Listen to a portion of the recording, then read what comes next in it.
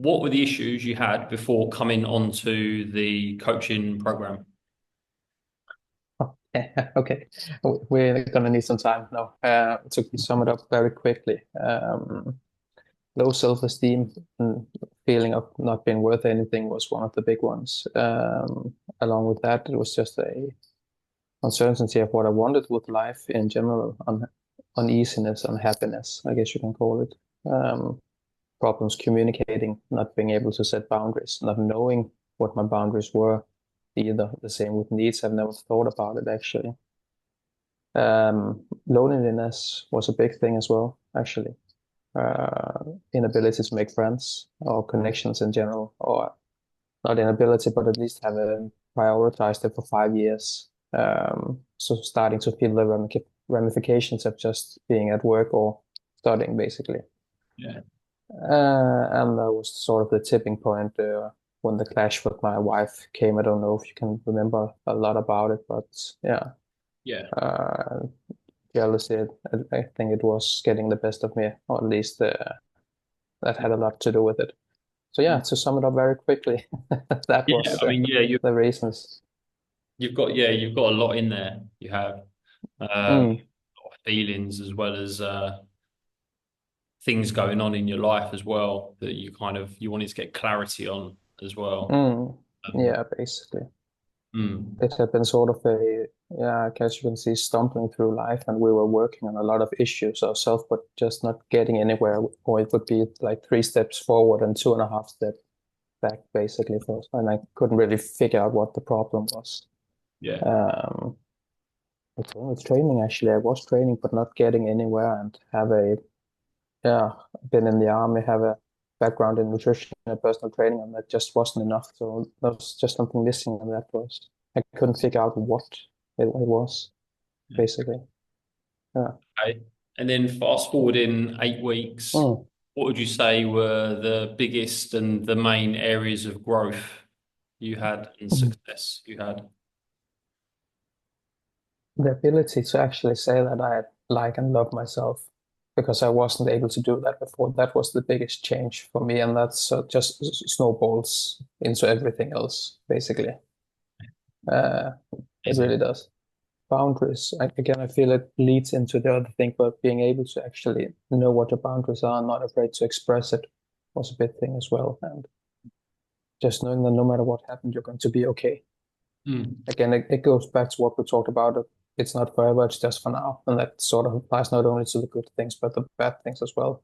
If you put your head down and do the work, that's just for now as well. Mm. And being able to actually say that and believe it was a big thing as well. What are the main changes of feelings in you? A lot. Yeah, sort of touching on this whole being able to just appreciate life, appreciate yourself has been a big thing, but also we talked a bit, not that much, about the toxic positivity and this sort of hold of be kind to yourself, be understanding, don't ever be negative towards yourself. And I don't think that's the answer either. I was kind of in that camp before coming into the call, at least to some degree. I'm not any more on that touched on what we talked about on the call as well, actually, in terms of the whole, what would you say to your best friend?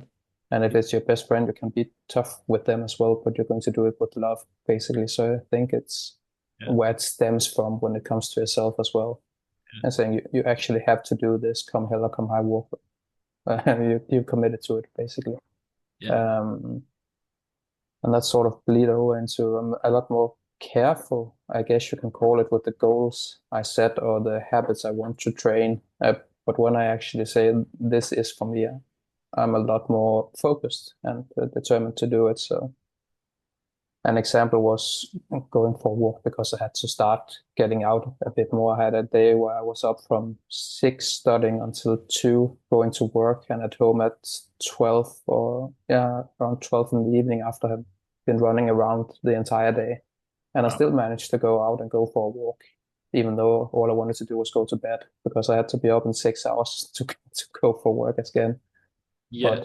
But the walk was important enough, or the commitment I had made to myself, I guess, were important enough Nice. to, okay, then we're getting 30 minutes of sleep less, but we're doing this basically.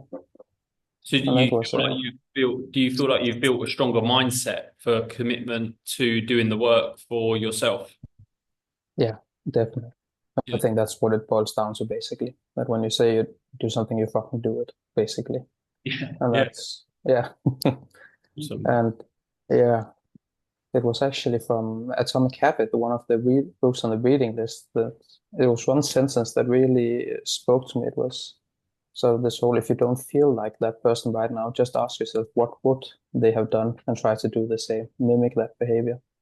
And Mm, that's sort of worked for me. I don't know why. I think it's a combination of everything else, but that sentence just stuck mm. for some reason.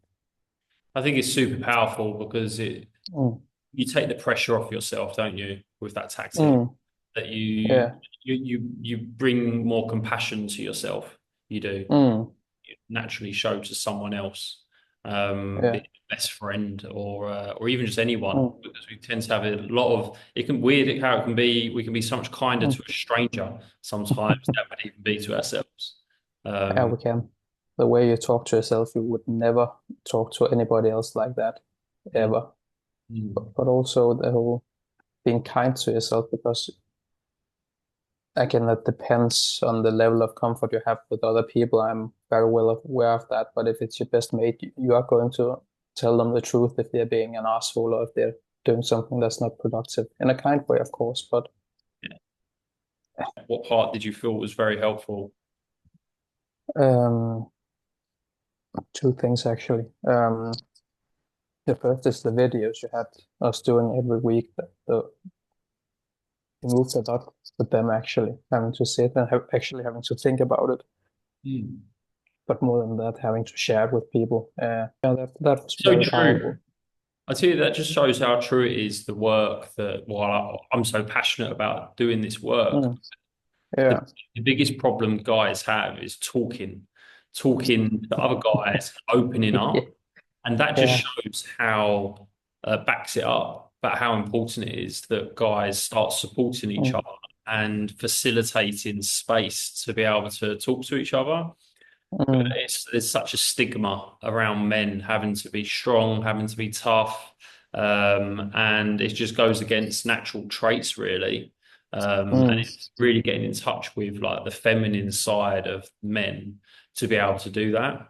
And yeah, Yeah. there's so many men, it doesn't come natural, and because of that, it just doesn't. It's not something that's naturally encouraged between guys. But you show No. how much guys want, not need to, and want to do it, Mm, if there's a place to do it. yeah, And definitely. I've always seen as a weakness to open up like that, or a loss of control, I guess you can say it, or a sign that you are worth less, I guess you can call it. But it's funny because I've talked with my wife about it, and to her at least, and I think a lot of other females as well, if that's your motivation, it actually it shows a lot more strength to be able to open up and say what's actually going on than just to buckle yeah, down basically. yeah, yeah, And yeah. I think it for guys as well actually. I think Mm, it's much more impressive if someone says that they're actually afraid or they don't know how to do things instead of just carrying on. mm. I think there's actually, and it's so funny how quickly a man is accepted if he does become vulnerable and open up. Mm, yeah. It's weird how accepted and fine it is, but to get Mm, jump over that wall, like to get it mm, seems like such a block to be able to get there. Um, yeah. I You think actually get a physical response. It's like I'm going to die if I open up. exactly, yeah, yeah. But sorry, what were you saying? Cool, man. Well, Casper, that's it really.